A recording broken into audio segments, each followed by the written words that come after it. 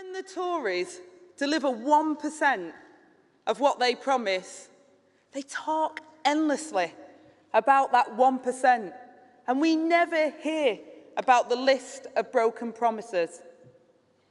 When we deliver 99% of what we promise, we talk endlessly about the 1% we didn't instead.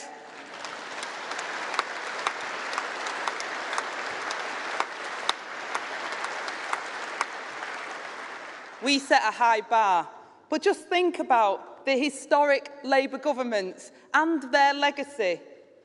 They didn't please all of our movement all of the time, including me, but those Labour governments made history.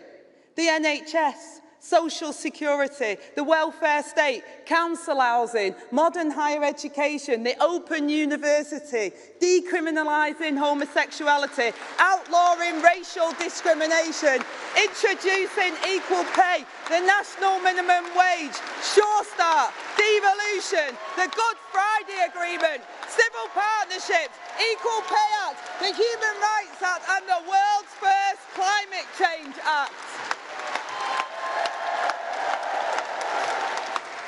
And conference, if we're not proud of ourselves, don't expect anyone else to do it for us. The Conservative Party are no longer pretending to be competent and stable. Today's Tories will plunge us into chaos in pursuit of their dogma, divide the country to rule it. I mean, they said tough on crime. They brought crime to number 10. Defenders of the free market, the market's in free fall. England's green and pleasant land, frack it. To think this was the party that claimed they were for sound money. That's what one high-flying new Tory MP certainly thought back in 2012. He wrote a pamphlet demanding a balanced budget every year. He said, fiscal prudence is the very least we should expect from a Chancellor, and if they failed, they should face a 20% pay cut. I tell you what, that Tory MP must be absolutely furious with the new Chancellor, except he is the new Tory Chancellor. Now, I know they'd rather forget it, but we're now in 12 years into Tory government, even if we are on our 4th Prime Minister. And where are they now? David Cameron, the privatised Prime Minister sold to Greensill. What was his greatest achievement? Fooling the Lib Dems. Not exactly a high bar. And then, of course, we had Theresa May.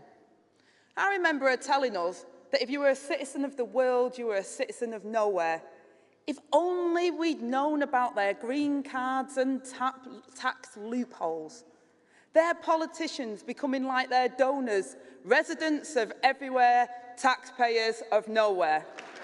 And then there's Boris Johnson. I do owe him one apology.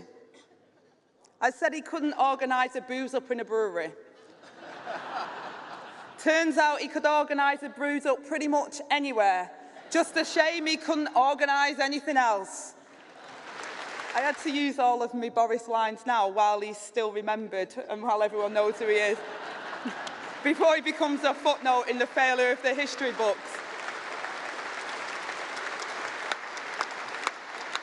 But conference, at least that's what the new Prime Minister must be hoping for, because he'll be sat on the back benches, plotting his comeback with a glint in his eye, thinking, I wasn't so bad after all, was I?